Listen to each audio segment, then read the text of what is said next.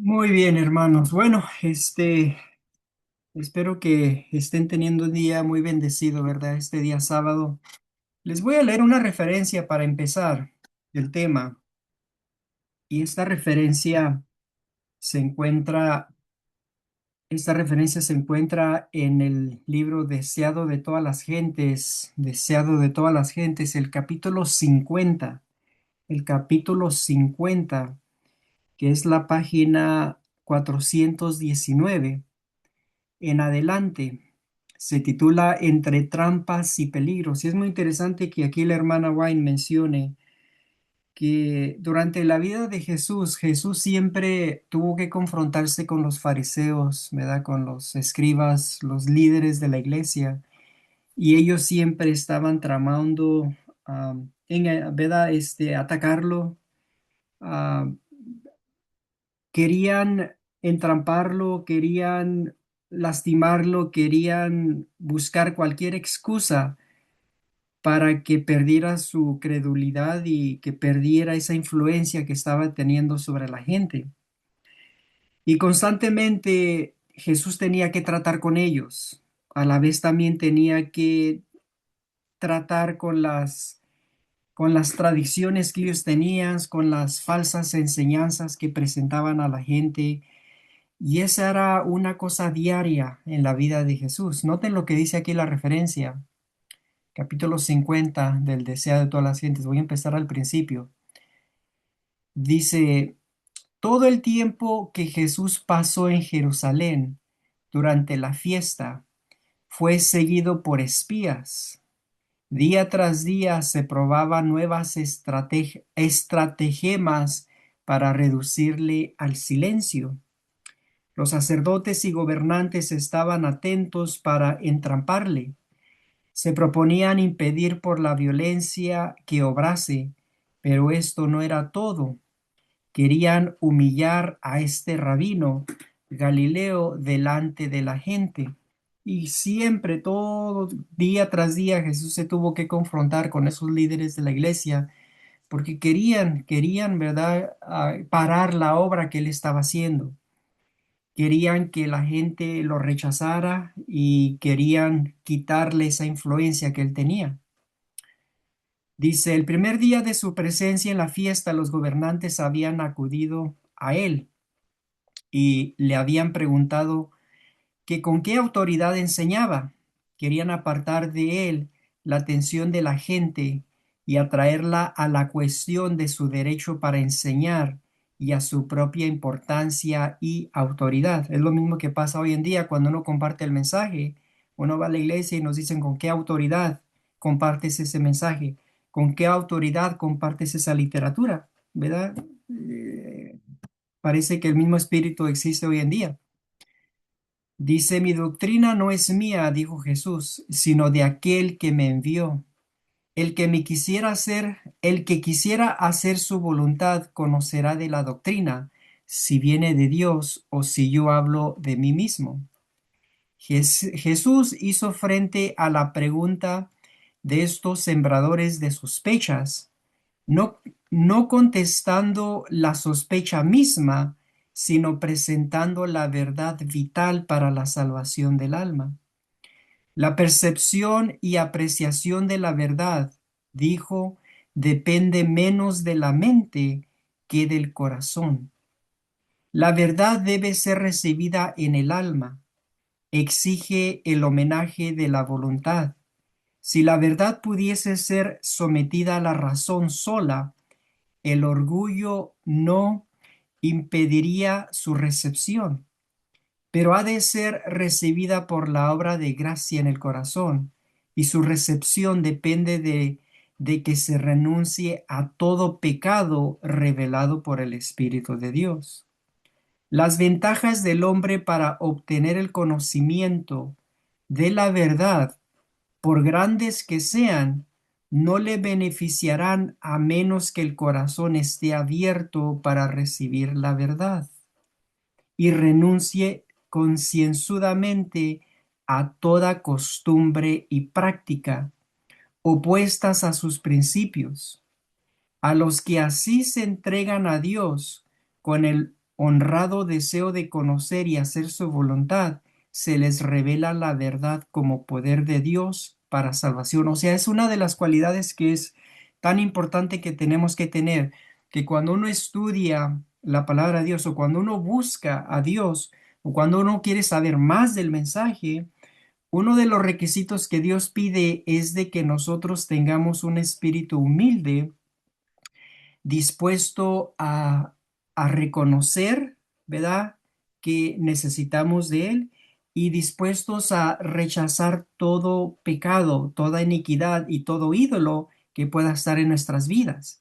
Cuando uno tiene ese espíritu y viene ante el Señor, es entonces cuando el Señor puede revelar su verdad y puede ayudarnos a entender mejor el mensaje de salvación.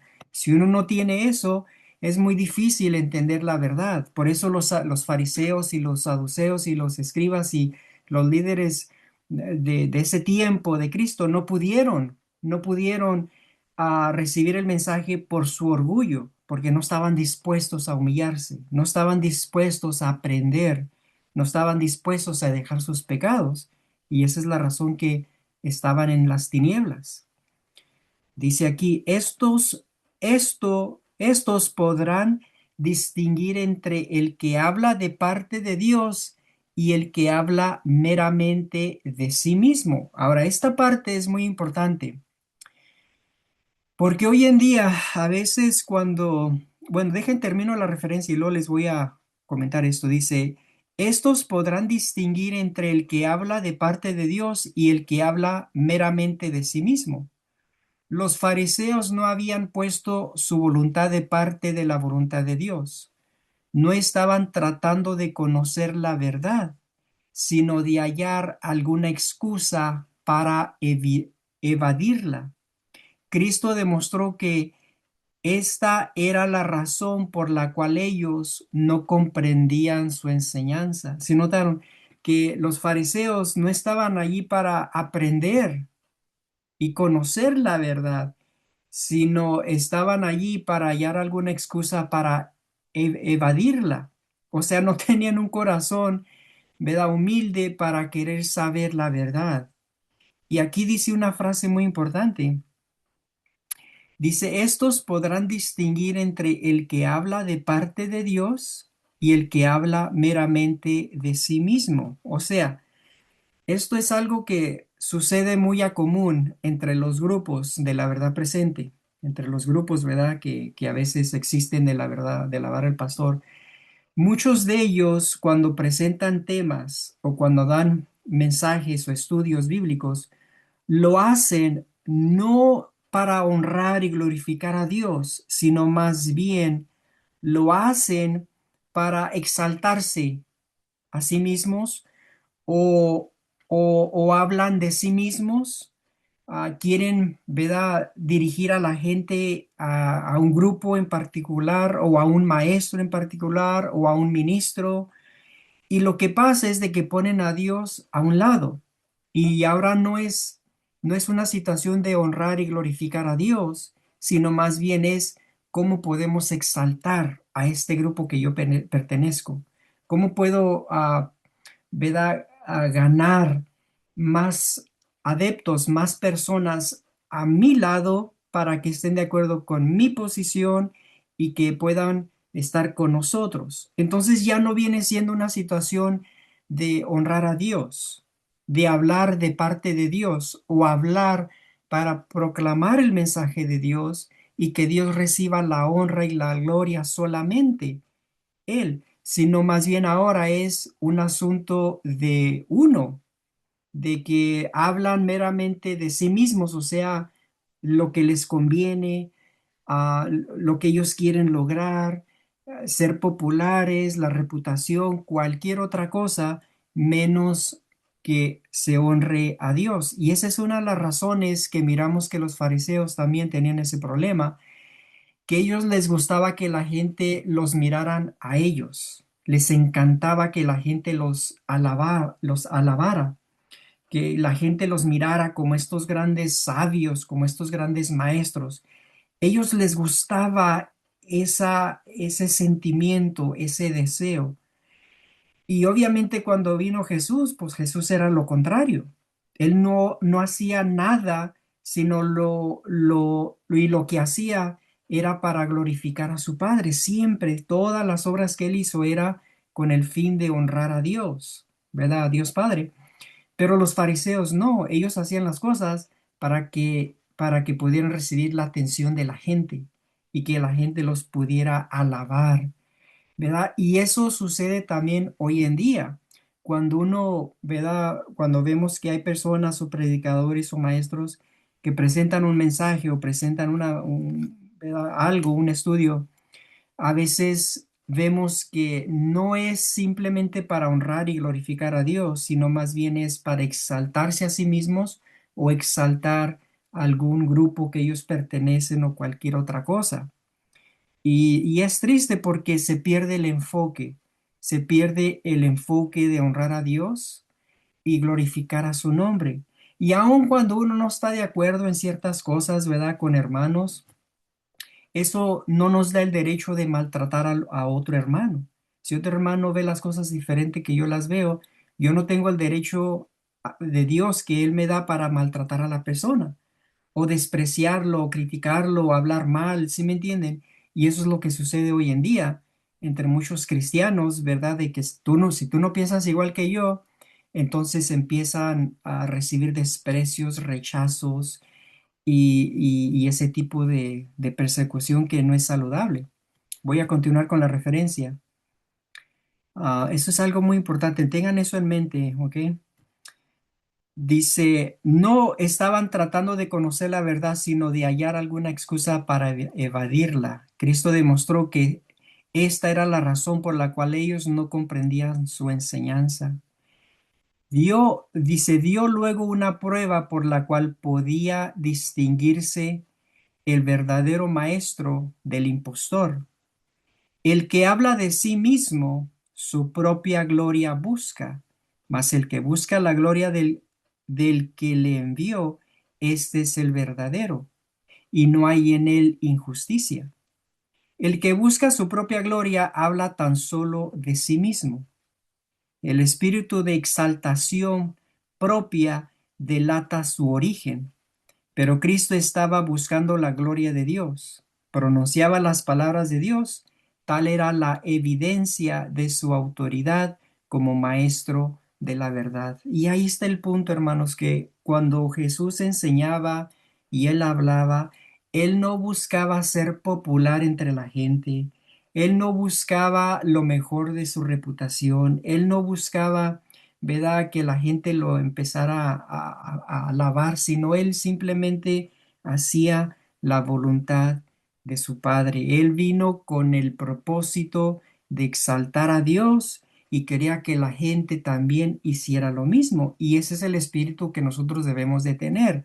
Cuando uno comparte este mensaje, no es de que no es nada de mí, no es que yo soy un buen maestro, un buen ministro, un buen lo que sea. No, el enfoque no tiene que ser la persona. El enfoque siempre tiene que ser Dios, tiene que ser el Señor. Y cuando uno tiene eso en la mente, ¿verdad? Eso es correcto, esa es una actitud correcta de tener, porque no estamos peleando aquí los grupos, ni que yo pertenezco a un grupo que es mejor, es más santificado, es mejor y los otros grupos no. Muchos dicen, no, es que tú estás en una vara incorrecta. Nosotros tenemos la verdadera vara, como si fuera una competencia. Y eso es algo completamente del mundo que nosotros no debemos, ¿verdad?, de participar. Dice la referencia, Jesús dio a los rabinos una evidencia de su divinidad, demostrándoles que leía su corazón. Desde que había curado al paralítico en Betesda, habían estado maquinando su muerte. Así violaban ellos mismos la ley que profesaban defender. ¿Nos dio Moisés la ley? Dijo él, y ninguno de vosotros hace la ley.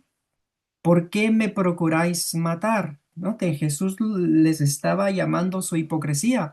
Ellos decían que supuestamente obedecían la ley de Moisés, pero no estaban obedeciendo la ley de Moisés porque decían que la obedecían, pero a la misma vez estaban queriendo matar a Jesús. Entonces Jesús les dice, ustedes en realidad son hipócritas porque dicen que guardan la ley de Moisés, pero a la misma vez me quieren matar.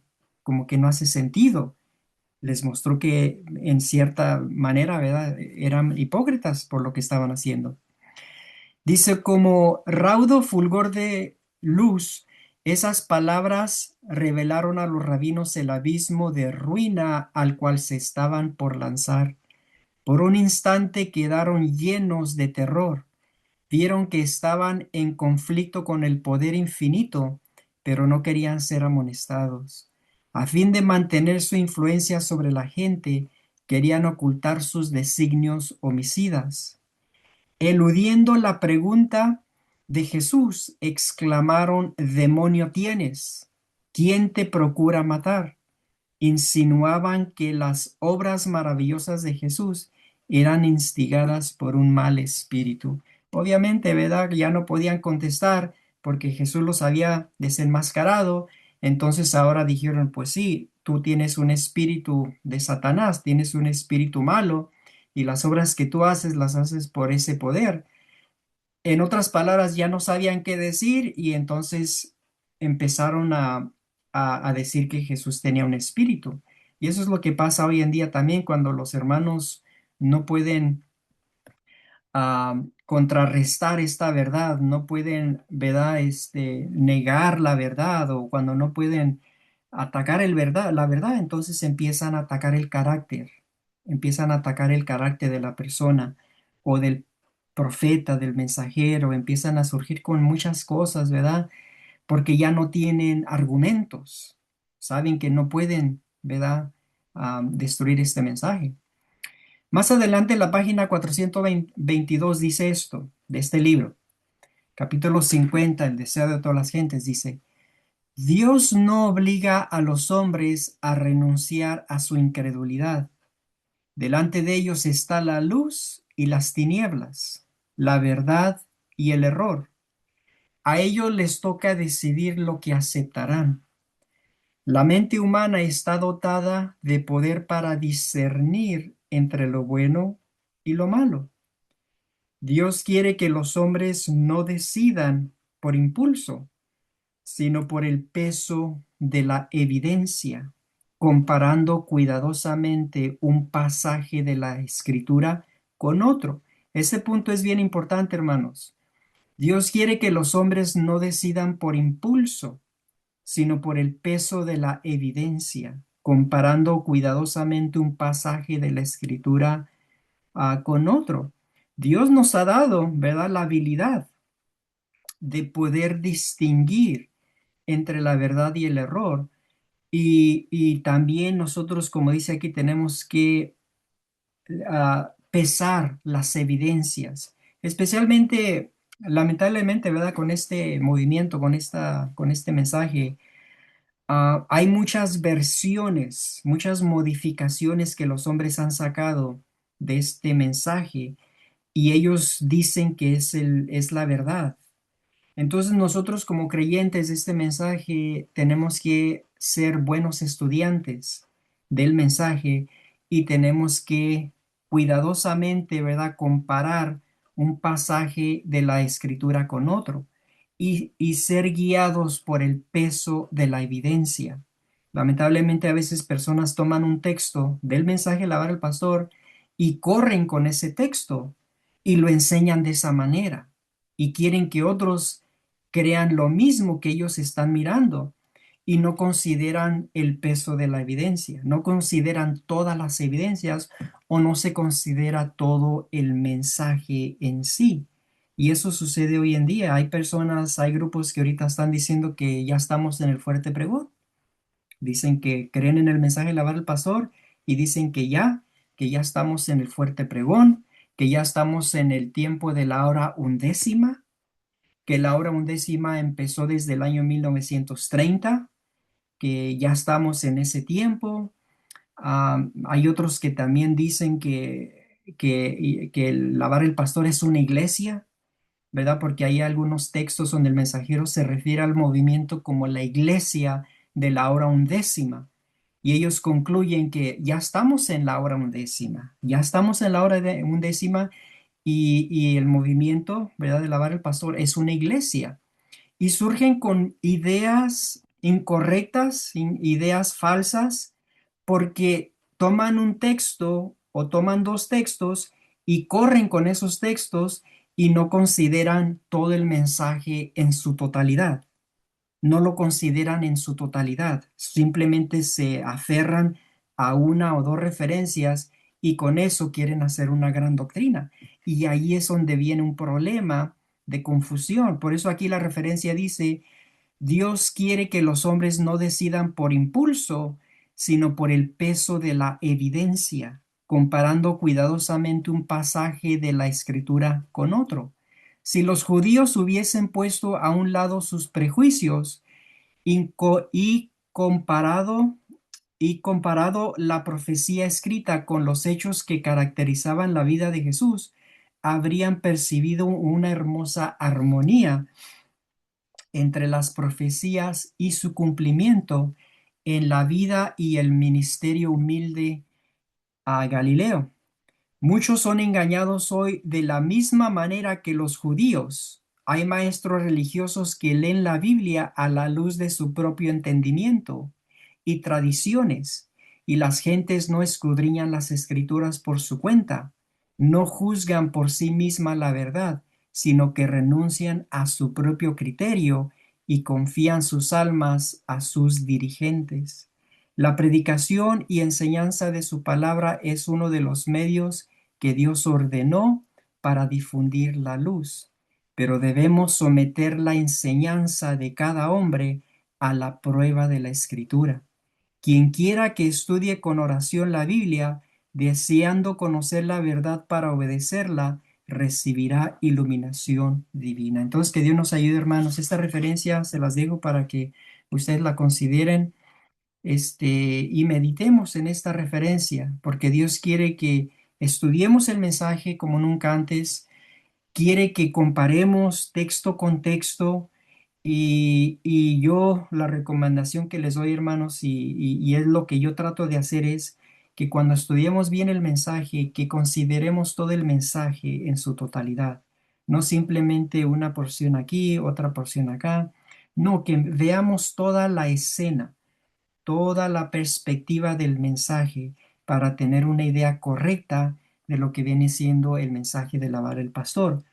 Y así evitemos irnos a un extremo o a un fanatismo simplemente porque, como dice aquí, ¿verdad?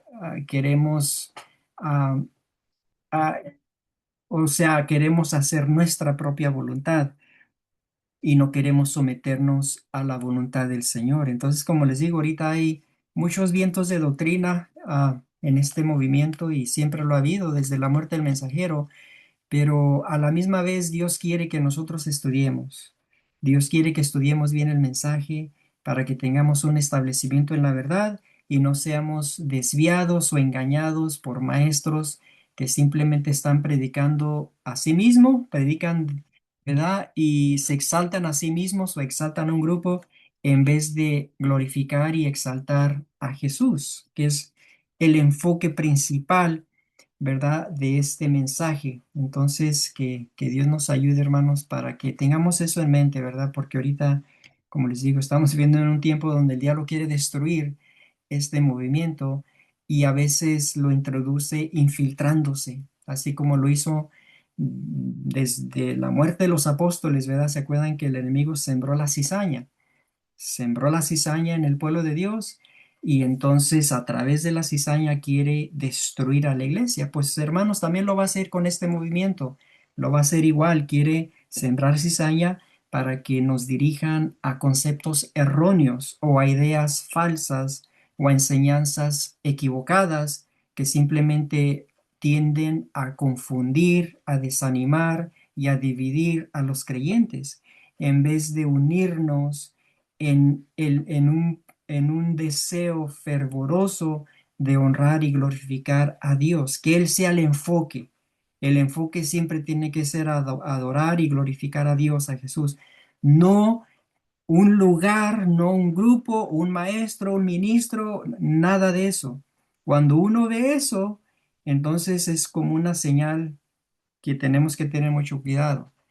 Pero cuando estamos alabando al Señor y que todo tenga que ver para honrar al Señor, entonces estamos en el camino correcto y que Dios nos ayude para seguir adelante con ese enfoque, porque ese es el enfoque que tenemos que presentar, hermanos, no otro enfoque. Lamentablemente, como les digo, la gente ahorita pelea lugares, pelea asociaciones, pelea grupos, pelea las almas, pensando de que están haciendo la voluntad de Dios, cuando no, ese no es el enfoque. Ese no es el enfoque del mensaje. El enfoque del mensaje es compartir el mensaje, dar la amonestación, ¿verdad? Con una manera correcta y mostrarles que sí, este mensaje es un mensaje de juicio, de reforma y reavivamiento, pero también es un mensaje de esperanza, es un mensaje de salvación, es un mensaje de salvación. De otra manera, Dios nunca hubiera mandado este mensaje a la iglesia. ¿Cuál es el propósito que Dios lo mandó? Porque Dios ama a la iglesia. Dios quiere que la iglesia se salve. Dios quiere que la iglesia encuentre la salvación. No quiere que la iglesia encuentre la destrucción.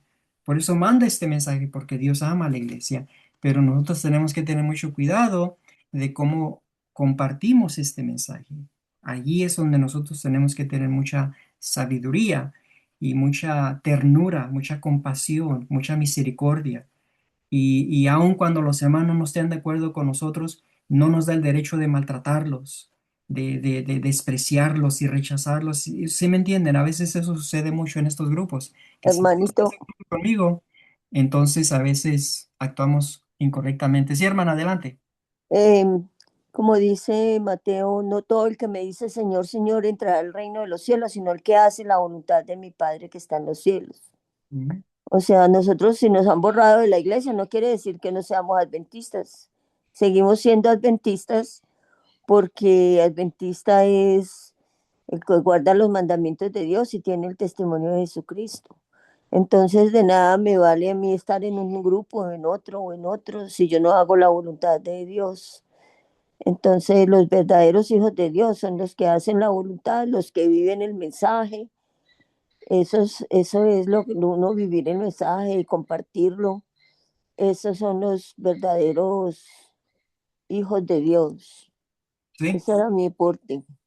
Sí, hermana, es correcto. Sin embargo, como les digo, también requiere, como dice la referencia, requiere que nosotros meditemos y que no seamos engañados, ¿verdad? Porque muchos dicen, sí, estamos haciendo la voluntad de Dios, estamos enseñando el mensaje, pero la pregunta es, ¿cómo lo están haciendo? ¿Qué testimonio están dando? ¿Cómo lo están haciendo?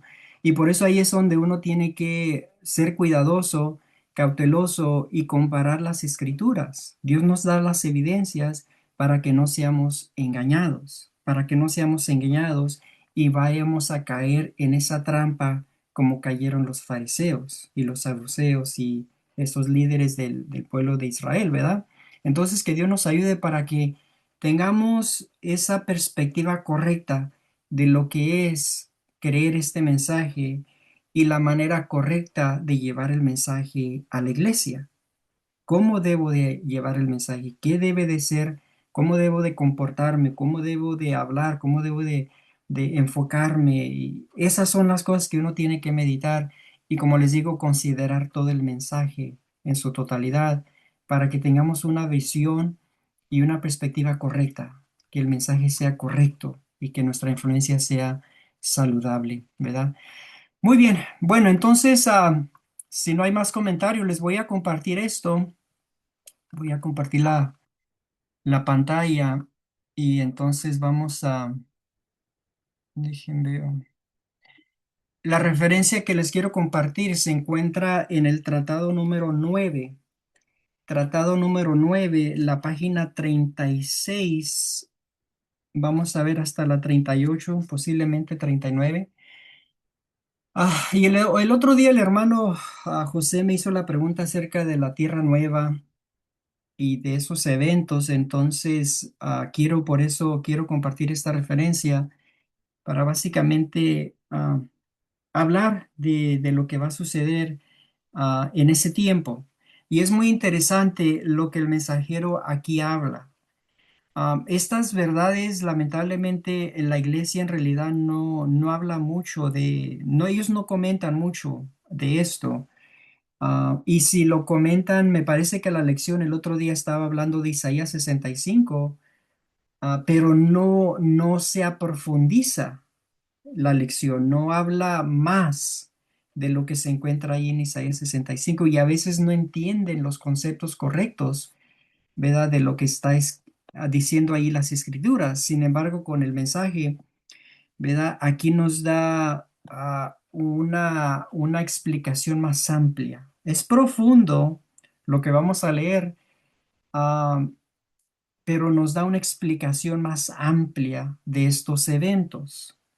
Y como les digo, es algo que el mensajero lo ha escrito y es algo muy interesante. Por lo menos para mí ha sido muy interesante.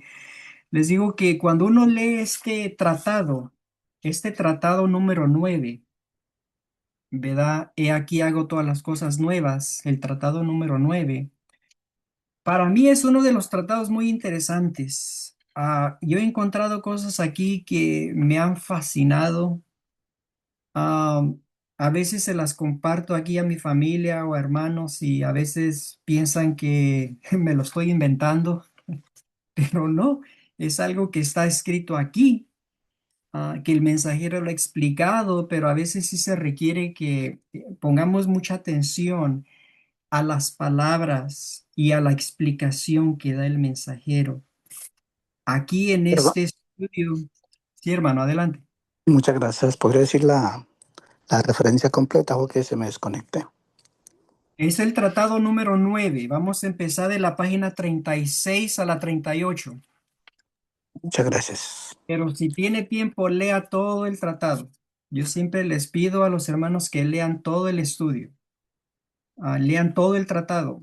Cuando uno lee todo este tratado, el mensajero aquí habla del sistema solar, habla de lo que sucedió después del diluvio, o cuando sucedió más bien el diluvio, habla de cómo ese firmamento que viene siendo una capa de líquido de agua que estaba rodeando la tierra, descendió sobre la tierra y las cataratas, ¿verdad? Hubo una explosión, un tipo de explosión de agua que surgió de la tierra y inundó toda la tierra en ese diluvio. Él habla cómo los animales se congelaron y así se crearon el polo, ¿verdad? Los polos, pues, el norte y el sur. Y de hecho ahorita los científicos están encontrando animales congelados y en el polo, ¿verdad? En el polo norte y a esos lugares más fríos de la Tierra. Y entonces ahí en Antártica y dicen, pero ¿cómo hay esto? ¿Cómo estos animales llegaron aquí? El mensajero aquí explica todo eso. Es un tratado que para mí es algo muy interesante. Aquí él menciona que hay 12 planetas. Ahorita la ciencia dice que hay 9, pero ya han encontrado los otros 3. Ahora tenemos 12 planetas. Y el mensajero dice que Dios tiene a sus hijos en esos planetas. Júpiter, Marte, ¿verdad? Saturno, todos estos planetas que conocemos, allí Dios tiene a sus hijos que están viviendo ahí. Es algo increíble, pero ahí lo dice, el mensajero lo explica todo esto aquí en este tratado. Y es muy interesante, últimamente he estado estudiando y mirando algunos reportes, estudiando algún material y algunos videos que he visto de ¿cómo les diré? Cómo el mundo está envuelto en mucho engaño y en mucha falsedad hoy en día. Lo que se presenta y lo que les enseñan a nuestros hijos en las escuelas, la mayoría es pura mentira, puro engaño que está establecido en esa creencia de la evolución. Entonces, toda la materia, los libros están basados en esa teoría, la teoría de la evolución, de cómo el ser humano ha existido y cómo al principio hubo una explosión y así se formaron los planetas y así se formó la Tierra y a través de billones y billones y billones de años ha habido una evolución, ¿verdad? Que finalmente hemos llegado a ser seres humanos, como ahorita somos, pero antes éramos, ¿verdad? Como monos, changos, y así, y a través de miles y miles y miles de años, el hombre se ha evolucionado. Puras mentiras, puro engaño, pura basura que se enseñan en las escuelas. Pero hay cosas muy interesantes también, y cosas como las pirámides de Egipto, las pirámides en México, y en otras partes en Centroamérica y Suramérica y otras partes del mundo. Hay templos en India que fueron construidos de granito, fueron construidos de piedras con que pesan miles, vamos a decir, muchas, pero muchas toneladas, que hoy en día la ciencia no puede duplicar esos templos, no puede, no tienen la tecnología o la maquinaria para poder hacer un ejemplo, una pirámide de las que están en Egipto. No tienen la tecnología para hacer eso. Entonces la pregunta siempre surge es, ¿cómo hicieron esos templos? ¿Cómo hicieron esas pirámides? Machu Picchu, ahí en Perú. Los científicos dicen, pero ¿cómo los incas pudieron construir esta ciudad aquí en las montañas Andes a un nivel muy alto, ¿verdad? ¿Cómo lo hicieron con esa precisión? ¿Cómo esculparon? ¿Cómo es esa palabra? Sí, ¿cómo hicieron esas piedras? Pues es algo increíble que ellos no entienden, no saben. Han encontrado muchos templos a través de varias partes del mundo que muchos dan este engaño y dicen que ese templo fue construido en el siglo XVI, el siglo XVII, pero cuando han examinado la artesanía, la manera como han sido las estatuas y la manera como son hechos los templos, ellos, o sea, es algo increíble. ¿Cómo vamos a creer que lo hicieron en ese tiempo? Y hay muchas cosas que son muy misteriosas que hoy en día a los que sí creen en la Biblia y los que sí creemos en que hubo un diluvio, y que hubo una generación que era muy avanzada, tal como lo dice la hermana White ahí en Patriarcas y Profetas, que Dios cuando creó a Adán y Eva, que Dios lo dotó al hombre con sabiduría, eran gigantes. Hoy en día, cuando ha habido muchos descubrimientos de esqueletos de 12, 14, 16 pies de estatura, pues las organizaciones aquí en Estados Unidos, especialmente la institución de Smithsonian, es una institución que se encarga de eso de la artesanías y arqueología y todo eso. Ellos son los que han controlado esas evidencias y no las revelan al público. ¿Por qué? Porque eso va a destruir su creencia que esta tierra ha sido a través de la evolución. Destruye todo su argumento y por eso han querido esconder todas esas evidencias. Pero gracias a Dios, ha habido personas que se han dedicado a hacer estos descubrimientos y hoy en día se están descubriendo estos, ¿verdad? Estos huesos de estos esqueletos de estas 12 14 pies de estatura. Se están haciendo descubrimientos donde están descubriendo de lo que pasó en el diluvio, ¿verdad? Los árboles que han encontrado que tienen ahora una apariencia de piedra. Muchos descubrimientos se están haciendo hoy en día y gracias a Dios porque ahora se están dando cuenta de que esos templos o esas evidencias comprueban de que sí hubo un diluvio y que esa raza que vivió antes del diluvio era una raza muy, pero muy avanzada, que tenían una tecnología más superior a la que hoy en día tenemos. Y la hermana White lo comprueba. Ella dice, ¿cómo surgieron los dinosaurios? La hermana White dice que los hombres empezaron a cruzar, ¿verdad? Las especies, los animales, surgieron esos animales. Es más, ella dice que en el profeta de los profetas, patriarcas y profetas, dice cuando vino el diluvio que los seres humanos en su desesperación, dice que se agarraban, se montaban a esos animales con la esperanza de poder ser salvos, porque sabían que esos animales eran muy grandes de estatura y buscaban las partes más altas de los montes, pero era todo en vano, porque Dios los destruyó. Pero así es como surgieron los dinosaurios y estos animales que son, ¿verdad?, muy raros, unas especies muy confundidas, como dice el hermano White, y todo eso fue destruido porque Dios no los creó, sino fue una creación de los humanos. Entonces, algo muy fascinante. Aquí en este tratado, hermanos, léanlo en su tiempo. Yo he encontrado cosas muy interesantes para mí, me fascinan todo esto, a mí me encanta y a veces le comparto esto a mis hijos y a mi esposa, le digo, mira, mira, han descubierto eso y yo me lleno de entusiasmo, ¿verdad? Porque me comprueba que lo que estamos leyendo es verdadero. Hermano John, adelante. Sí, hermanita René, buenas tardes y buenas tardes a todos los hermanos. Me hizo pensar usted cuando habla pues de los animales y en el diluvio y la cita dice que los padres amarraban a sus hijos a estos animales porque ellos sabían que, como usted lo decía, escogerían las partes más altas. Y si en ese tiempo los hombres eran de una estatura mucho mayor de la nuestra, entonces, ¿cómo serían los animales para poder eh, que pues atar a estos hijos, a estas personas, o ellos mismos se ataban a los animales? Dicen que ellos mismos se ataban hasta a los árboles.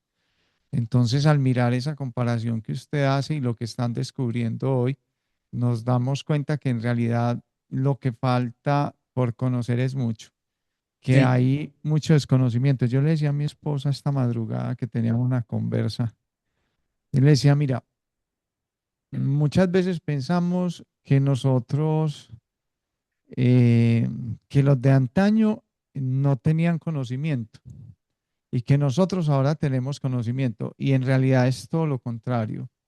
Nosotros poco a poco hemos venido, o el hombre ha venido descubriendo eh, lo avanzado de lo que tenían los antediluvianos.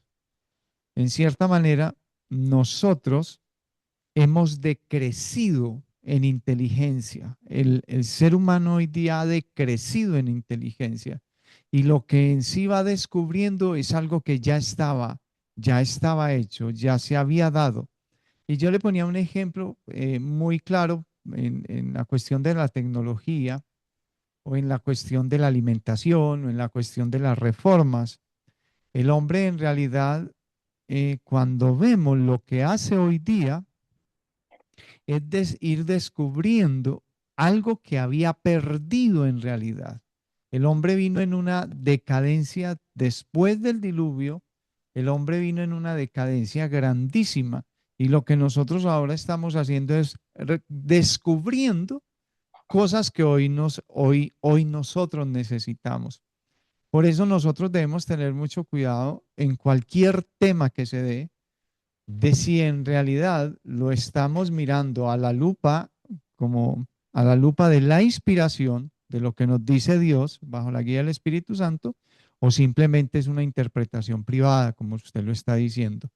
Si simplemente son mis opiniones, sin mirar todo el ámbito que me da la palabra de Dios, todo el ámbito que me da la inspiración, sin mirar eso, podemos cometer muchos errores y sacar interpretaciones privadas y hacer de nuestras ideas nuestro Dios. Era lo que quería decir, hermanito. amén. Sí, hermano, gracias. Gracias por ese comentario. A mí, como les digo, es algo fascinante para mí. Están descubriendo templos que son templos tan exactos, tan precisos, que usaron como piedras y ladrillos, pero no usaron cemento para pegarlos, sino simplemente eran hechos perfectos.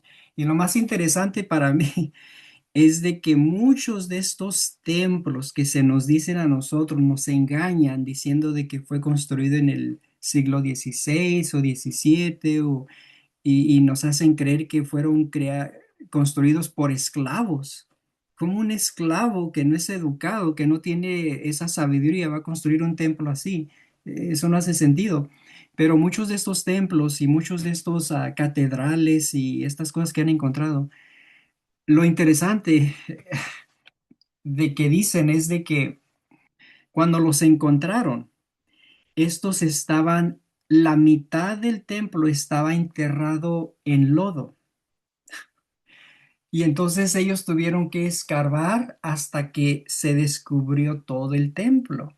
Entonces, no es solamente un templo, una catedral, un lugar así, sino en muchos, en la mayoría de los grandes templos del mundo, tienen esa circunstancia de que siempre los encuentran enterrados bajo muchos metros de puro lodo y barro y tierra.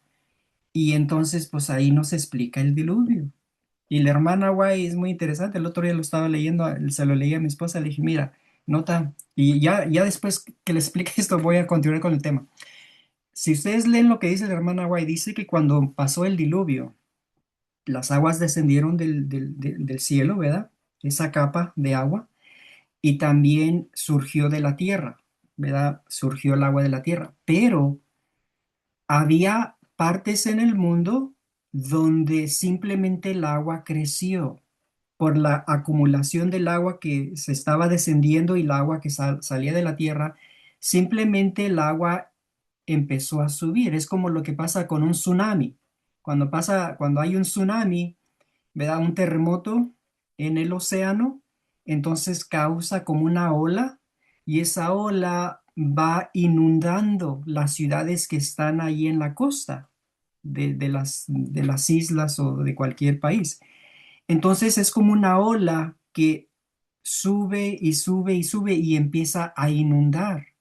Entonces lo que pasa después que pasa esa ola, y ya cuando la agua se baja, lo que sucede es de que se acumula mucho lodo, mucha tierra, y las propiedades o los edificios surgen, pueden estar enterrados por varios pies o metros de puro lodo. Pues es exactamente lo que están ahora descubriendo con estos templos, con estas catedrales, con estos lugares tan hermosos que hoy en día no tienen la tecnología de duplicar eso. Son muy perfectos. No hay esa tecnología. O el engaño que nos dicen que fueron construidos, ¿verdad? En el primer siglo, o en el quinto siglo, o en tiempo de la Edad Oscura, y lo construyeron los esclavos. No hace sentido, hermanos. Por eso les digo que muchas de las cosas que nos enseñan en las escuelas a los hijos no es verdad, son puras mentiras. Pero gracias a Dios nosotros por el mensaje podemos entender esto. Muy bien, lean el estudio, el tratado en su tiempo, pero yo les voy a leer ahora la página 36. De aquí vamos a continuar con nuestro tema acerca de los eventos durante el milenio y después del milenio. Y como les digo, esta es una de las partes también que es muy interesante. Es parte del mensaje, pero es algo muy interesante que muchas veces la gente o los hermanos no lo escuchan o no lo entienden o no lo han percibido o estudiado cuidadosamente. Pero noten lo que dice aquí. Voy a empezar a leer en la página 36. Dice, después del juicio, estamos hablando del juicio durante el milenio. Durante el milenio va a haber un juicio, ¿verdad? El juicio del trono blanco, donde Dios va a revelar las vidas de todas las personas que no encontraron la salvación, incluyendo al diablo y a los ángeles malos. Todo ese juicio es el juicio donde los hijos de Dios, ¿verdad? Vamos a poder ver todas las evidencias por qué los impíos van a ser destruidos. Antes que Dios, Jesús los destruya, Dios va a abrir esas evidencias ante la presencia de todos los redimidos en el cielo. Después del milenio es entonces cuando se llevan a cabo estas cosas que vamos a leer. Dice, después del juicio, cuando terminó el juicio y los 1000 años habían pasado, y el mar dio los muertos que estaban en él, y la muerte y el infierno dieron los muertos que estaban en ellos, y fue hecho juicio de cada uno según sus obras. Y yo, Juan, vi la santa ciudad, la nueva Jerusalén, descender del cielo, de Dios, dispuesta como una esposa ataviada para su marido, y oí una gran voz del cielo que decía, He aquí el tabernáculo de Dios con los hombres, y él morará con ellos, y ellos serán su pueblo, y Dios mismo estará con ellos como su Dios, y enjugará Dios toda lágrima de los ojos de ellos, y ya no habrá muerte, ni habrá más llanto, ni clamor, ni dolor, porque las primeras cosas pasaron. Eso es en Apocalipsis capítulo 21. Ahora tengan esto en mente. Después de los 1000 años, cuando se terminen los 1000 años, es entonces cuando la santa ciudad, la nueva Jerusalén, desciende del cielo a la tierra. Entonces, cuando la santa Jerusalén va a descender, la santa Jerusalén va a descender cuando Dios ha creado una tierra nueva y unos cielos nuevos. O sea, la Santa Jerusalén va a descender cuando la tierra ha sido renovada. Tengan eso en mente, ¿ok? Dice, habiendo descendido con los santos, quienes han de reinar para siempre con él, en la tierra nueva, Cristo llama a los impíos muertos de sus sepulcros, mientras que simultáneamente se oye una gran voz del cielo que decía, He aquí el tabernáculo de Dios con los hombres, y morará con ellos. Apocalipsis 21:3. Mientras que durante los 1000 años ellos vivieron con Cristo. Después de lo cual Satanás es suelto por un poco de tiempo. Por la resurrección de los impíos muertos, Satanás será suelto de su prisión y saldrá para engañar a las naciones que están sobre los cuatro ángulos de la tierra, a Gog y a Magog, a fin de congregarlos para la batalla, el número de los cuales es como la arena del mar. Noten esto. Con respecto a este poco de tiempo en el cual se le permitirá a Satanás engañar a las naciones, el profeta Isaías oyó decir al Señor, porque aquí que yo crearé nuevos cielos y tierra nueva, y nueva tierra, y de lo primero no habrá memoria. Noten esto, esa es la parte, yo estaba comentando, estábamos platicando con mi esposa, yo le digo, a mí por lo menos me encantaría saber un poco más de los antediluvianos, poder tener como una vista, como una película de cómo construyeron los templos, de cómo surgieron los dinosaurios. Me encantaría ver eso, eso me encantaría. Esa sería una película que yo no me la perdería, ¿verdad? Pero yo me pongo a pensar, yo digo, cuando Dios, todos los redimidos estemos con el Señor, con la ayuda de Dios, ¿verdad? Yo digo, el Señor nos dará esa oportunidad de poder ver lo que sucedió en ese tiempo. Ah, aquí, esta referencia dice, porque he aquí que yo crearé nuevos cielos y nueva tierra, y de lo primero no habrá memoria, ni más vendrá al pensamiento. Entonces, no sé, ¿verdad? Por esta referencia pienso que el Señor en ese tiempo como que ya no va a ser, no va a tener valor, no va a tener sentido de que Él nos muestre lo que pasó en este mundo de pecado cuando ya estamos con Él, ¿verdad? Como que eso ya no va a tener ningún sentido. Entonces es algo muy interesante esta referencia, siempre, este texto de la Biblia siempre me ha llamado la atención. Dice, y de lo primero no habrá memoria, ni más vendrá al pensamiento. O sea, las cosas de esta tierra, los sufrimientos, ¿verdad? Todo lo que uno ha pasado y lo que está pasando, ¿verdad? Las luchas, los conflictos, como que ya no va a venir al pensamiento.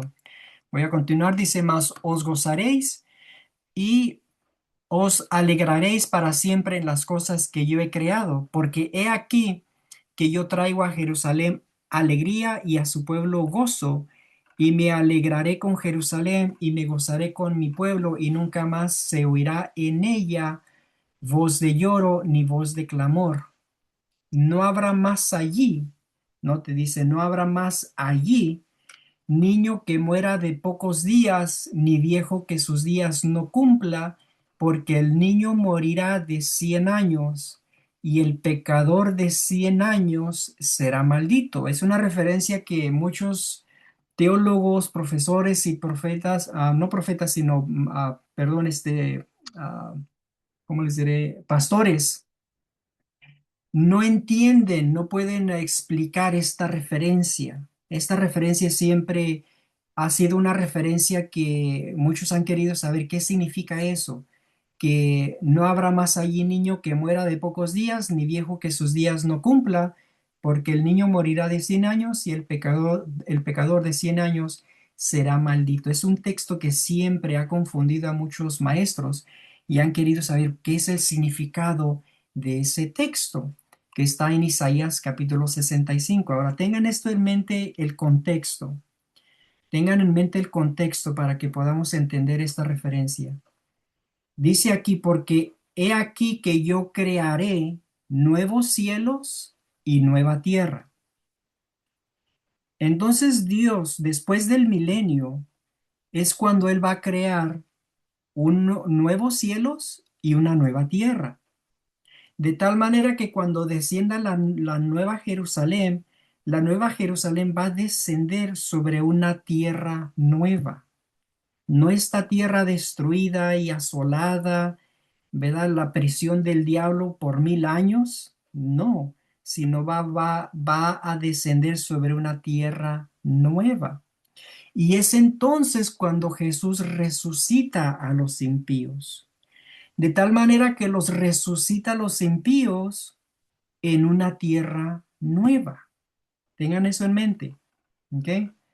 Dice, el lector observará que cuando el Señor crea los cielos nuevos y la tierra nueva, por consiguiente, desde el tiempo que los impíos se levantan de sus tumbas hasta el tiempo en el cual son destruidos para siempre por la muerte segunda, el poco de tiempo no habrá más allí en adelante, entre ellos, niño de días, no más nacimientos, ni viejo que sus días no cumpla, no más muertos antes que los días del hombre sean cumplidos. Esa es la explicación que el mensajero está dando de ese texto de Isaías 65:20. Esa es la explicación. Dice, se los voy a leer de nuevo, dice, no habrá, bueno, dice, el tiempo en el cual es siempre, por la muerte segunda, el poco de tiempo, no habrá más de allí en adelante, o sea, de allí en adelante, cuando se terminen los 1000 años y empiecen los 100 años, no habrá más de allí en adelante entre ellos niño de días, no más nacimientos ni viejo que sus días no cumpla, no más muertos antes que los días del hombre sean cumplidos. Porque el niño morirá de 100 años y el pecador de 100 años será maldito. O sea, ese es el tiempo que van a vivir después del milenio. Van a vivir exactamente 100 años. Dice, ambos los viejos y los jóvenes, es decir, los que quedan en sus sepulcros durante el milenio, saldrán después de todos juntos para vivir 100 años, un poco de tiempo en el cual Satanás volverá a engañarlos. No habrá ni muerte ni nacimiento, pero todos los impíos entonces serán para siempre malditos por, ¿verdad? 100 años. Y luego aquí menciona la muerte segunda. Esa porción de la tierra, esa porción de la tierra nueva que los pies de los impíos han pisoteado y contaminado durante el poco de tiempo, será purificada por el fuego que desciende del cielo de Dios y los quema a ellos junto con sus obras, mientras que los que habitarán en la tierra nueva por la eternidad serán protegidos adentro y alrededor de la santa ciudad. Ok, entonces espero que podamos entender esto. Quiere decir el mensajero que después del milenio baja la Santa Jerusalén. Los santos van a estar dentro de la Santa Jerusalén. Van a estar dentro, no van a estar fuera. Entonces desciende sobre la tierra nueva que Dios ha creado. A la misma vez Dios resucita a los impíos. Resucita a los impíos. Entonces los impíos resucitan en una tierra nueva. ¿Qué hacen por 100 años? Pues aquí dice el texto que van a ser malditos, destinados a una destrucción. El diablo sabe eso. El diablo sabe que son 100 años en el cual se le va a permitir a él engañarlos nuevamente y el engaño que él va a ser de que les va a decir que ellos pueden tomar la santa ciudad, que ellos pueden ir y atacar a la santa ciudad y poder conquistarla. Los va a engañar. Y cuando los empieza a engañar, entonces les va a decir que necesitan construir armas de guerra, tienen que fabricar, se les va a decir que tienen que fabricar armamentos, armas de guerra y bombas o cualquier otra cosa para poder ir y conquistar la Santa Jerusalén. Y es exactamente lo que van a hacer. Si ustedes leen en el Conflicto de los Siglos, la página 721 y 722, la hermana White habla de las actividades de estos impíos durante esos 100 años. Y noten lo que dice, les voy a leer la referencia. Conflicto de los Siglos 721 en la página 722. Dice, entre aquella inmensa muchedumbre, está hablando de la segunda resurrección, después de los 1000 años. Ella menciona que desciende la Santa Jerusalén y entonces Dios resucita a los impíos. Y dice, entre aquella inmensa muchedumbre se cuenta numerosos representantes de la raza longeva que existía antes del diluvio, hombres de estatura elevada y de capacidad intelectual gigantesca. Esa es la descripción que da la hermana White. Dice, y de capacidad intelectual gigantesca, que habiendo cedido al dominio de los ángeles caídos, congregaron toda su habilidad y todos sus conocimientos a la exaltación de sí mismos, hombres cuyas obras artísticas, noten lo que dice aquí, hombres, hombres cuyas obras artísticas maravillosas hicieron que el mundo idolatrase su genio, pero cuya crueldad y malas ardides mancillaron la tierra y borraron la imagen de Dios. De suerte que el Creador los hubo de raer de su superficie de la tierra, de la superficie de la tierra. Y eso es lo que están descubriendo hoy en día, como se les he dicho. Están descubriendo templos que esas obras artísticas, la gente se queda maravillada. Yo me quedo maravillado cuando veo esas obras y yo digo, no, eso no se hicieron con un cincel y un martillo, como nos hacen pensar, nos hacen creer más bien. A nosotros, ¿verdad? Los libros de historia y la gente dice, no, si eso lo hicieron los esclavos con martillo y un cincel. Eso no hace sentido para nada.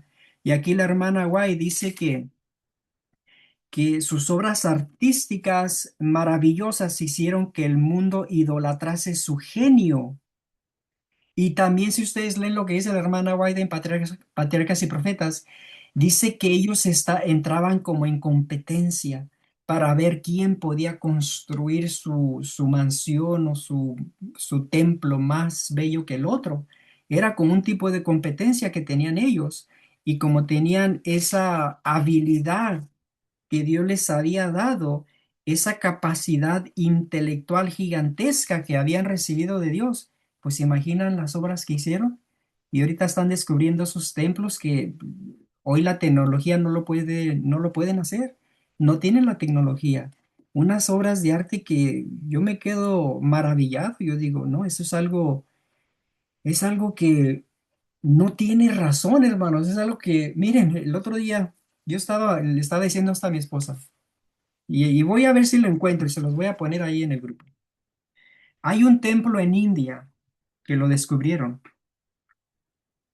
Fue creado con granito, que piedras que pesan muchas, pero muchas toneladas, ¿ok? Pero en ese templo hay una cadena,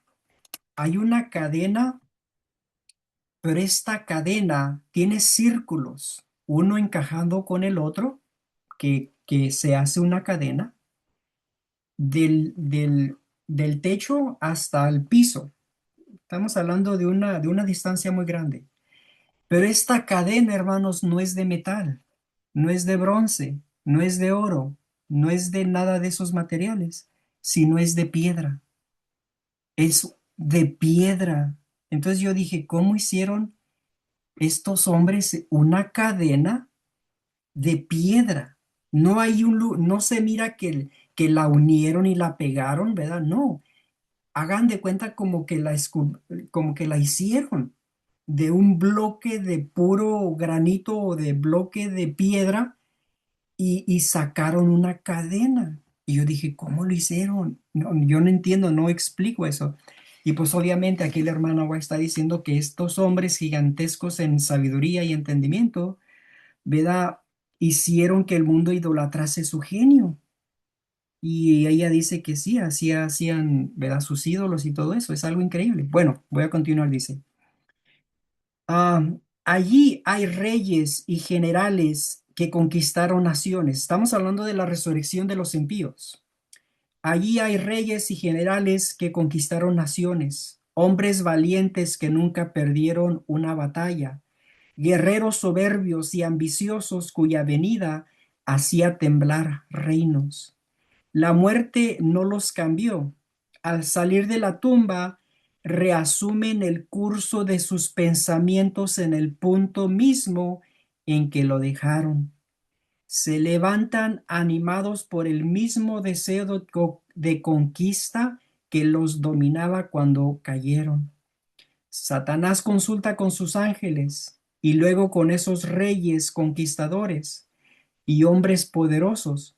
Consideran la fuerza y el número de los suyos y declaran que el ejército que está dentro de la ciudad es pequeño comparado con el de ellos, y que se los puede vencer. Preparan sus planes para apoderarse de las riquezas y gloria de la nueva Jerusalén. Y noten lo que dice el hermano White aquí. En el acto todos se disponen para la batalla. Hábiles artífices, no te dice, hábiles artífices fabrican armas de guerra. Renombrados caudillos organizan en compañías y divisiones las muchedumbres de guerreros. Entonces, ¿qué van a hacer durante esos 100 años? Pues van a fabricar armas de guerra. Y como van a tener todavía esa habilidad, me imagino que, ¿verdad? Como Dios los va a resucitar así como eran en la tierra, van a tener esa habilidad de fabricar armas de guerra. Por esos 100 años, el enemigo los va a engañar pensando de que pueden conquistar la Santa Jerusalén. Porque la Santa Jerusalén está en la tierra, hermanos. La Santa Jerusalén está en la tierra. Ellos pueden ver la Santa Jerusalén. Ellos están fuera y van a ver la Santa Jerusalén. Y por eso el enemigo los engaña y les dice, nosotros podemos conquistar esa Santa Jerusalén, podemos conquistarla, podemos tomar control, pero para eso tenemos que fabricar armas de guerra, tenemos que prepararnos para ir en batalla, pero podemos conquistarla. Es de esa manera el diablo los va a engañar, pensando de que pueden conquistar la Santa Jerusalén. Y obviamente, ¿verdad? La referencia cuando ustedes la lean, Dice que después de los 100 años, obviamente, ¿verdad? Desciende fuego de Dios y básicamente los consume para siempre. Es la destrucción completa y final de todos los impíos, incluyendo a los ángeles malos y al mismo Satanás.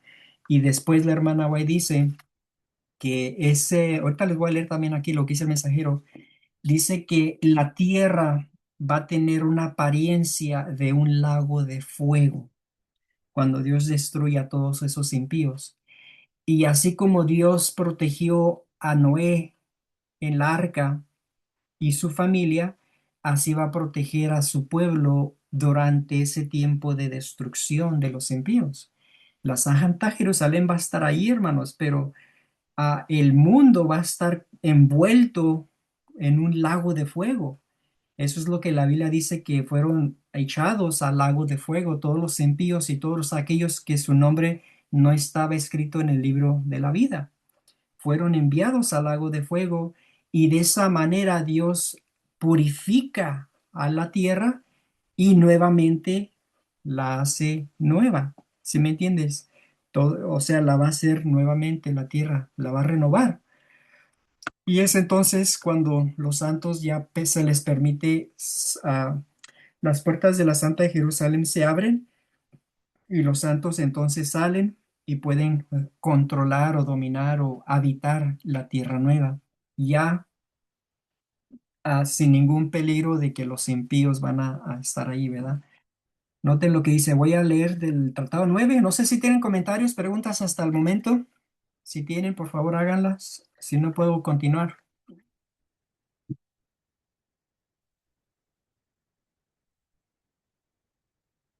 Ok, entonces vamos a continuar. La muerte segunda. Esa porción de la tierra nueva que los pies de los impíos han pisoteado y contaminado durante el poco de tiempo, será purificada por el fuego que desciende del cielo de Dios y los quema a ellos junto con sus obras, mientras que los que habitarán en la tierra nueva por la eternidad serán protegidos adentro y alrededor de la santa ciudad. Y subieron sobre la anchura de la tierra y circundaron el campo de los santos y la ciudad amada. Y de Dios descendió fuego del cielo y los devoró. Y el diablo que los engañaba fue lanzado en el lago de fuego y azufre, donde está la bestia y el falso profeta, y serán atormentados día y noche para siempre, jamás. Y el infierno y la muerte fueron lanzados en el lago de fuego. Esta es la muerte segunda. Y el que no fue hallado escrito en el libro de la vida fue lanzado en el lago de fuego. O sea, esa es la destrucción final y completa de todos los impíos. El diablo y los ángeles malos, todo va a ser destruido en ese juicio. Dice aquí, puesto que no solo Satanás, sino también el que no fue hallado escrito en el libro de la vida fue lanzado en el lago de fuego. El fuego en el lago sencillamente continúa la misma destrucción efectuada por el fuego que desciende del cielo de Dios. Apocalipsis 29. En otras palabras, después de los 1000 años, el fuego que descendió del cielo de Dios resulta en el lago de fuego y en la exterminación eterna de todos los pecadores. De esta destrucción final, una demostración premilenaria ha de ser dada cuando la bestia y el falso profeta sean echados en el lago de fuego, sus sepulcros por los 1000 años. Y como el fuego, por supuesto, no sigue ardiendo durante los 1000 años, la declaración el diablo fue lanzado en el lago de fuego y azufre donde está la bestia y el falso profeta, Apocalipsis 20:10, muestra por lo tanto que hay tanto una destrucción típica como una antitípica. El lago de fuego antes del milenio siendo un tipo de otro después del milenio. Por eso la Biblia dice que el falso profeta y la bestia de dos cuernos fueron echados al lago de fuego. Y eso sucede en el tiempo de las plagas, durante la sexta, séptima plaga, por ahí. Son echados al lago de fuego y eso llega a ser un tipo de la destrucción después del milenio, cuando el diablo y los ángeles y todos los impíos de todas las edades van a ser destruidos en ese lago de fuego, que es una destrucción final, completa, para siempre. Y dice aquí, puesto, pues como todas, bueno, ya el mensajero empieza a hablar de otro tema allí en adelante. Hermano John, adelante. Sí, hermano René. Eh, Cuando estaba escuchando, dice aquí, voy a retomar en la página donde usted leyó, dice la porción de la nueva tierra que los pies de los malvados han pisado y contaminado durante el corto tiempo, la corta temporada, los 100 años, será purificada por el fuego que bajará de Dios desde el cielo. Usted al principio, si no escuché mal, por favor, o si escuché mal, me corrige, por favor. Usted dijo que cuando el Señor descendiera, iba a descender la Nueva Jerusalén y entonces tendríamos la renovación de la tierra. O sea, porque es que si yo tomo esta porción, dice la porción de la nueva tierra que los pies de los malvados han pisado, quiere decir que esa tierra nueva está y allí van a estar esos malvados mirando esa tierra nueva. ¿Me hago entender? Sí, Bueno, ahora la pregunta es esta. Dice el código, el conflicto de los siglos. Dice en la página 731 y 732 en adelante. Dice, mientras la tierra estaba envuelta en el fuego de la destrucción, los justos vivían seguros en en la ciudad santa. La segunda muerte no tiene poder sobre los que tuvieron parte en la primera resurrección. Mientras Dios es para los impíos un fuego devorador, es para su pueblo un sol y un escudo. Y ahí surge lo que dice Apocalipsis. Vi un cielo nuevo y una tierra nueva porque el primer cielo y la primera tierra han pasado. El fuego consume a los impíos. El fuego que consume a los impíos purifica la tierra. Desaparece todo rastro de maldición. Ningún infierno que arda eternamente recordará a los redimidos las terribles consecuencias, etcétera. Bueno, entonces aquí sí, aquí se nos hace como un pensamiento de que solo el cielo nuevo y la tierra nueva entrarán en vigor después de la purificación, ¿cierto?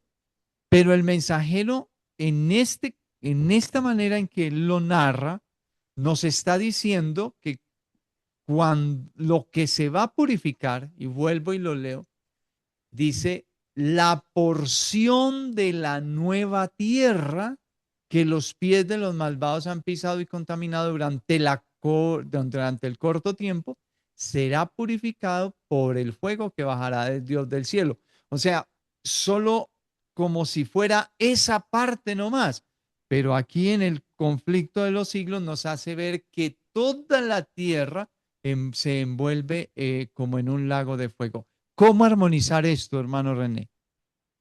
es buena pregunta, hermano. Yo pienso que es el contexto que uno lo tiene que ver. Cuando uno lo lee bajo el contexto de Apocalipsis y la referencia, lo que la hermana White está mencionando allí, ¿verdad? Ah, Usa la referencia es la referencia de Apocalipsis 21:1. Vi un cielo nuevo y una tierra nueva porque el primer cielo y la primera tierra han pasado. Entonces ella lo está explicando bajo ese contexto, Apocalipsis 21. Pero cuando uno ya compara esa referencia de Apocalipsis 21:1, que está en el contexto de después del milenio, entonces sucede eso. Pero ahora el mensajero lo que hace es de que él lo explica no solamente bajo ese contexto, sino también explica el contexto de Isaías 65, donde allí nos da una explicación más amplia de ese breve tiempo. Entonces ya cuando nos habla de ese breve tiempo, que son 100 años, ahora el mensajero nos da más luz, podemos decir así, más explicación de que cuando se terminan los 1000 años, es entonces cuando se cumple, ¿verdad? Ese texto de Apocalipsis 21 y también, pues ahí en Isaías, más bien Isaías 65, donde dice, he aquí yo creo, déjese lo leo aquí, Isaías 65, porque he aquí yo crearé nuevos cielos y nueva tierra, y de lo primero no habrá memoria. Entonces el mensajero lo que hace, él explica este tema en el contexto de Isaías 65. Es el contexto que él está explicando. Y ya cuando uno lo une con el contexto de Apocalipsis 21 y lo que escribió la hermana White, entonces uno puede darse cuenta de que después del milenio, Dios va a crear los nuevos cielos y la nueva tierra, y es entonces cuando desciende la Santa Jerusalén y resucita a los impíos. Y pasan, hay un periodo de 100 años. Después de los 100 años, entonces Dios purifica, ¿verdad? Como dice ahí esa porción de los donde los impíos, ¿verdad? Contaminaron, pero a la misma vez purifica a la tierra nuevamente y la va a crear nueva. Entonces, ¿verdad? Es algo que, como les digo, el mensajero lo explica. Entonces, en sí, podemos decir que Dios va a crear los nuevos cielos y la tierra nueva dos veces. La primera vez lo hace después del milenio y la segunda vez lo hace después que se cumplan los 100 años. De tal manera que la tierra va a ser creada, ¿verdad? Nueva por segunda vez. Para Dios no hay nada imposible, ¿verdad? O sea, así es como yo lo veo. Para Dios no hay nada imposible. Lo que nos toca a nosotros es creer lo que está escrito aquí. Y ese es el contexto que el mensajero lo explica. Él lo explica en el contexto de Isaías 65, ¿verdad? De que el contexto se aplica al momento que se terminan los 1000 años. Se terminan los 1000 años, entonces empieza un periodo de tiempo de 100 años. Entonces, cuando se cumplen los 1000 años, Dios crea los nuevos cielos y la tierra nueva. Los impíos son resucitados y ellos, me imagino que van a aprovechar, ¿verdad?, las bendiciones de la tierra nueva para fabricar armas de guerra para querer destruir a la Santa Jerusalén. Se terminan los 100 años porque van a ser malditos y después Dios los destruye, y cuando los destruya, dice la hermana White, esto es lo que ella dice, y el mensajero ya lo leímos, dice que va a tener la apariencia de un lago de fuego, pero en esta referencia la encuentran en el comentario bíblico adventista, comentario bíblico adventista del séptimo día, tomo 7a, tomo 7a, y la página es la página 997. Dice esto la hermana White, hablando de este evento. Dice, la nueva Jerusalén protegida en medio de las llamas. Acuérdense que la Santa Jerusalén está en la tierra. Después del milenio está allí. Dice ella, cuando el diluvio de aguas llegó a su altura máxima sobre la tierra, esta tenía la apariencia de un lago sin orillas. Cuando Dios finalmente purifique la tierra, parecerá un lago de fuego sin orillas.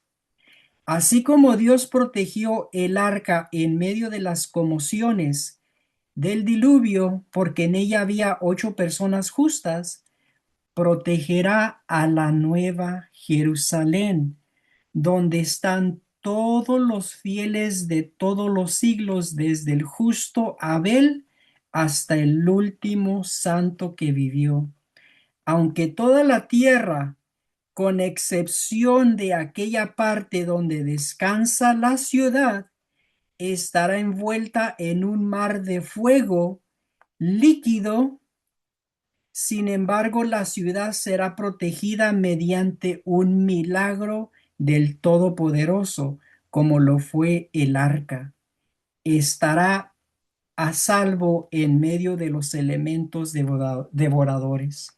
Entonces aquí, hermana, la hermana Abuelo hace bien claro que mientras la Santa Jerusalén esté allí en la tierra nueva que Dios ha hecho y que los impíos, ¿verdad?, han fabricado sus armas de guerra y ahora han contaminado toda esa tierra nueva, pues ahora, después que los 100 años desciende fuego del cielo, destruye a todos los impíos, y la hermana White dice que así como Dios protegió al arca de Noé, así va a proteger a la Santa Jerusalén.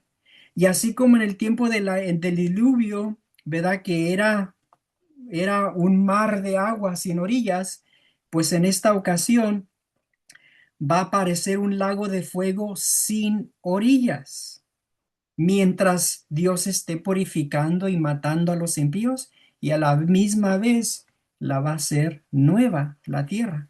Entonces, muy interesante, ¿verdad? Lo que dice la hermana White, cómo van a ser las cosas, pero sí, de acuerdo al contexto que está aquí en Isaías 65, podemos, ¿verdad?, decidir, podemos ver claramente que Dios va a crear los cielos y la nueva tierra la primera vez después del milenio y la segunda vez después que destruye a todos los impíos después de los 100 años. Y eso también lo podemos ver, si ustedes se acuerdan, a ver, dejen, lo pongo aquí. ¿Se acuerdan en el estudio del diluvio? ¿Se acuerdan este estudio? Déjenlo, pongo aquí. Déjenlo, pongo aquí. Déjenlo, pongo aquí. Si se acuerdan del estudio del diluvio, de acuerdo a este estudio del diluvio, ¿se acuerdan en el tipo, verdad? 7 días en el arca, 40 días llovió, 110 días las aguas prevalecieron, que en realidad eran 5 meses, eran 150 días, 5 meses, y luego días para que el agua bajara, 164, y luego la tierra se secó en 56 días, y finalmente Noé salió del arca después de un total de 377 días. Del momento que él entró al arca hasta el tiempo que él salió fue un total de 377 días. Ese será el tipo. En el antitipo, sabemos que cuando la grasa se cierre, van a haber 49 días en el cual no va a pasar nada. Y finalmente, después de esos 49 días, empiezan las 7 postreras plagas, que va a ser un total, si consideramos los 49 más los 400 días, va a ser un total de, desde el tiempo que se cierra la gracia y al tiempo que van a durar las plagas va a ser 1 año y 3 meses. Podemos decir como 15 meses. Eso es lo que también lo encontramos en Daniel. Daniel capítulo 7 nos habla de un tiempo y una temporada. Tiempo y temporada, que son 15 meses, 15 meses, ¿verdad? Y después viene el milenio y los 100 años. 1000 años más 100. Estamos hablando de ese periodo. Y después de ese periodo, acuérdense aquí, podemos decir es cuando Dios destruye a los impíos y van a ser quemados, el lago de fuego. Pues entonces aquí el mensaje dice, de acuerdo a ese estudio del diluvio, que la tierra va a estar ardiendo por 164 días. 164 días va a estar ardiendo, podemos decir el lago de fuego. Y después va a tomar 56 días para que la tierra se vaya enfriando, para que se enfríe de todo lo que va a estar ardiendo. Y después de esos 56 días es entonces, como dice aquí, la tierra nueva. Es entonces cuando Dios abre las puertas de la nueva Jerusalén. Las abre y es entonces cuando los santos salen de la Santa Jerusalén y pueden ahora tomar control de la tierra nueva, como Dios ya la ha hecho en este caso por segunda vez.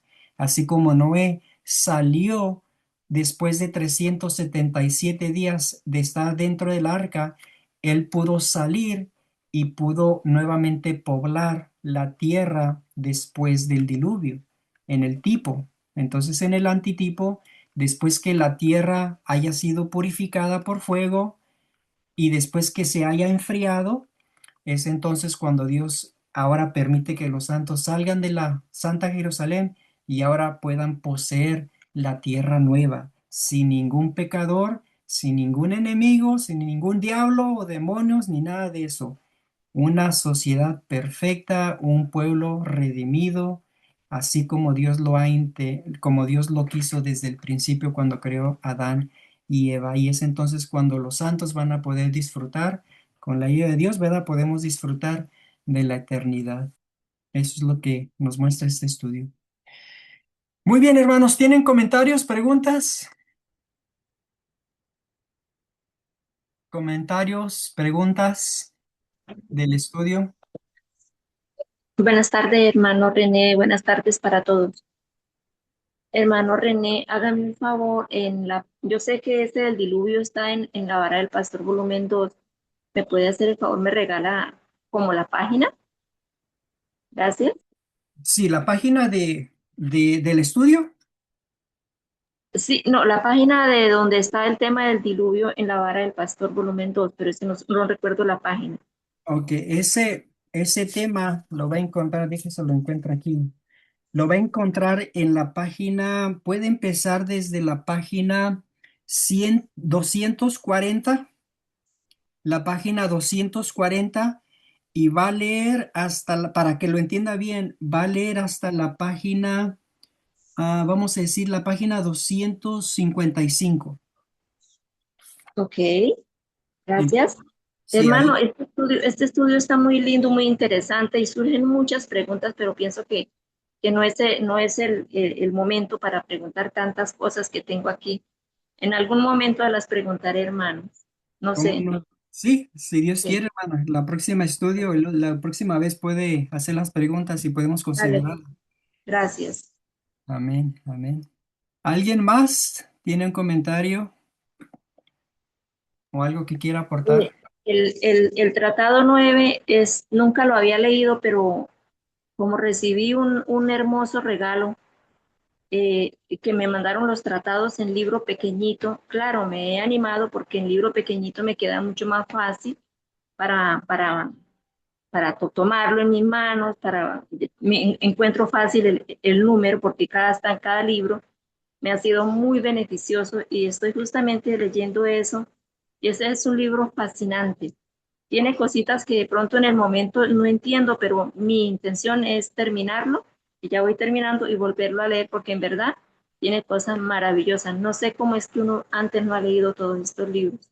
Pues yo Ex- estoy en el Tratado 9 hasta ahora, pero es algo muy lindo, en verdad. Gracias, hermano.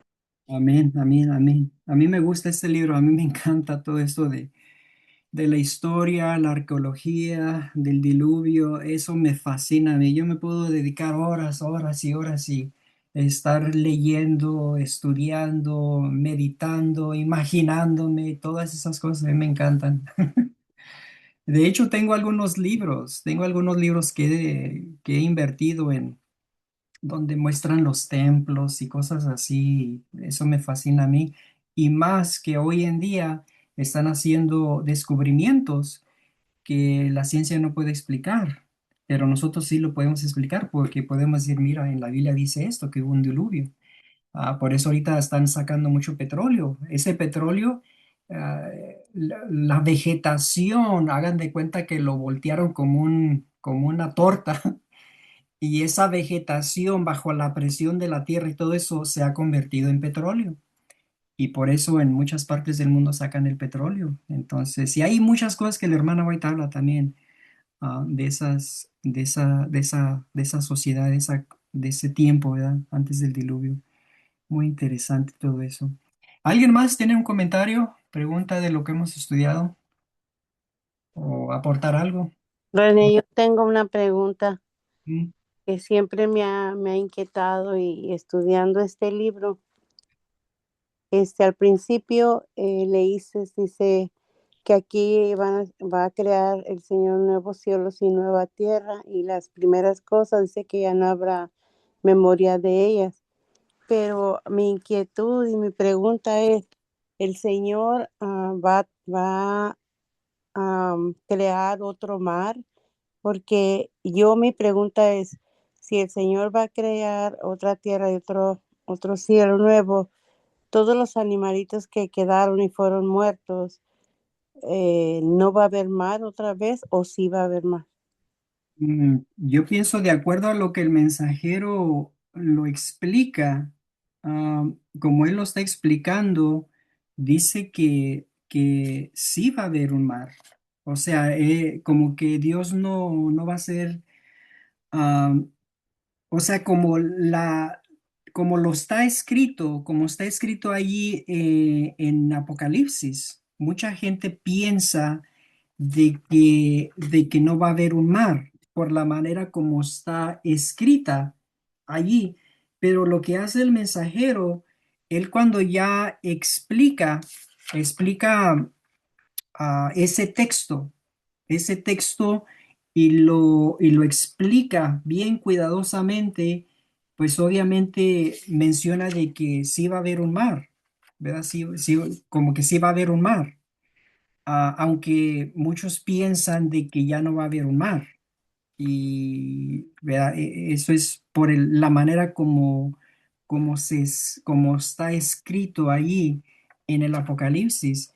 Pero yo les recomiendo que lean la explicación que el mensajero da del mar, y entonces ustedes van a darse cuenta que basado en el contexto, como está escrito ahí en Apocalipsis, ¿verdad? Estamos hablando de Apocalipsis capítulo 21.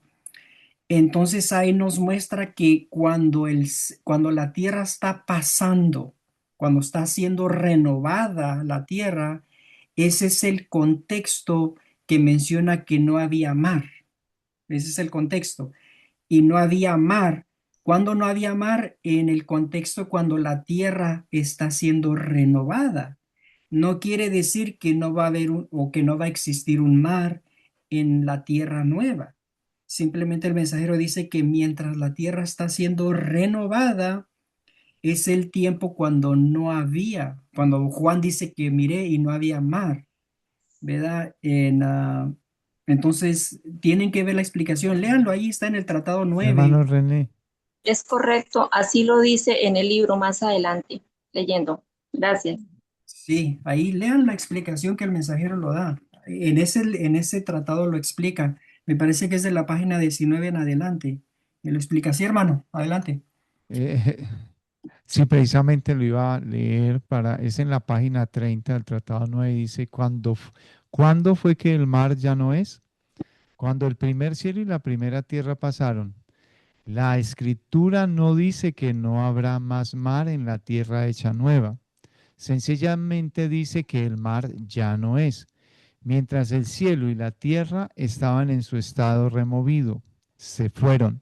En otras palabras, la primera parte del versículo contempla un cielo nuevo y una tierra nueva, mientras que la última parte predice la ausencia del mar antes que el cielo nuevo y la tierra nueva sean hechos. Así, en absoluta finalidad de su propia palabra, el Señor ha de traer todas las cosas a un fin, aún hasta secar los ríos y los mares, mientras Él está quitando el pecado. Mira Amén. lo que... Hermanito René, también quería pues llamar la atención a que los científicos dicen que la Tierra era un bloque, o sea, América estaba pegado no, a Europa, y, y que entonces la Tierra irá a volver otra vez a su estado original como era antes.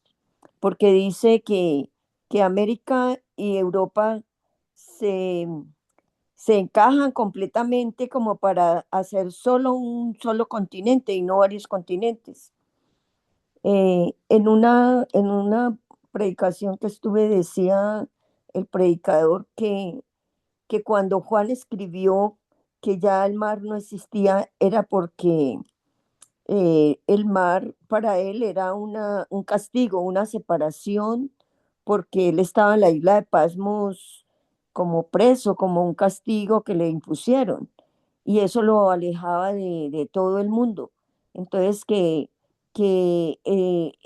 cuando él dijo que el mar ya no existiría más, era como una separación entre la gente. Bueno, eso sería lo que... Sí, sí, hermana. De hecho, hay una referencia de la hermana White. Se me olvida la página, pero creo que está en Mensajes Selectos, donde también hay una referencia que muchos usan para básicamente desacreditar esta idea de que va a haber un mar en la Tierra Nueva. Y hay una referencia donde la hermana White dice que ya no va a haber ese mar extenso. Así que, así como hoy separa a hermanos o a familiares o amigos, nos separa un mar. Dice que en ese tiempo ya no va a haber esa separación a través de un mar. Yo pienso que lo que el mensajero aquí lo explica muy claro, ¿verdad? Y yo pienso que se va a cumplir, así como Dios lo ha hecho, y yo pienso que sí va a haber un mar. ¿Verdad? Tantos animalitos en el mar y todo han sido creados por Dios, entonces hay cosas que vamos a ver que vamos a estar sorprendidos, maravillados, y yo sé que Dios tiene cosas muy buenas para su pueblo. ¿Alguien quería comentar algo? Escuché un micrófono abierto. No, hermano, Dios les bendiga, feliz sábado. Sí, esa era la pregunta que yo quería hacer, que si iba a existir mar, Sí. ¿verdad? Ok, ok, muy bien. Bueno, ustedes lean ahí la referencia para que vean la explicación. Ah, y yo pienso, hay una referencia. Dice la hermana White en Patriarcas y Profetas, cuando está hablando de la creación, dice que cuando Dios creó la tierra por primera vez, dice que Adán y Eva y los antediluvianos tenían acceso a miles y miles de frutas que producía la tierra para su alimento. Pero los antediluvianos, los malos, dejaron de tener esa dieta y empezaron a matar a los animales. Empezaron a ser crueles con los animales para consumir la carne. Fíjense, a pesar de tener miles y miles de frutas. Y yo me pongo a pensar, yo digo, pues esas frutas nosotros no las conocemos. Tenemos muchas frutas hoy en día en el mundo, pero imagínense tener acceso a esas miles y miles de frutas que Dios creó en el principio. Es algo maravilloso. Entonces esperamos algún día, ¿verdad? Poder consumir esas frutas con la ayuda de Dios. Hermano, dice que pues la población estaba concentrada hacia alrededor de Jerusalén y de Mm. todo, pues ahí en Europa, ¿no? El viejo continente. Y estudiamos esta mañana que Abraham fue peregrino allí en toda esa tierra donde habían esos gigantes, donde habían frutas gigantes, que tanto que entre dos hombres cogían un racimo de uvas y que esos hombres eran tan inmensamente grandes que cuando los israelitas lo vieron ellos decían, somos como langostas delante de ellos. Entonces se pone uno a imaginar que cuando esta gente despierte, cuando sean resucitados y con esas mentes gigantescas que tenían de conocimiento, pues ellos se van a sentir superpoderosos para destruir la nueva Jerusalén. Y pues eso es algo pues como asombroso, ¿no? Y que pues esa tierra allí entre el Éufrates y el Río Grande era una tierra como dice, que fluye leche y miel, y que era una tierra fructífera, donde allí era donde habían esos gigantes. Bueno, ese era como mi aporte, hermano. Sí, muy interesante, ¿verdad? Muy, muy interesante.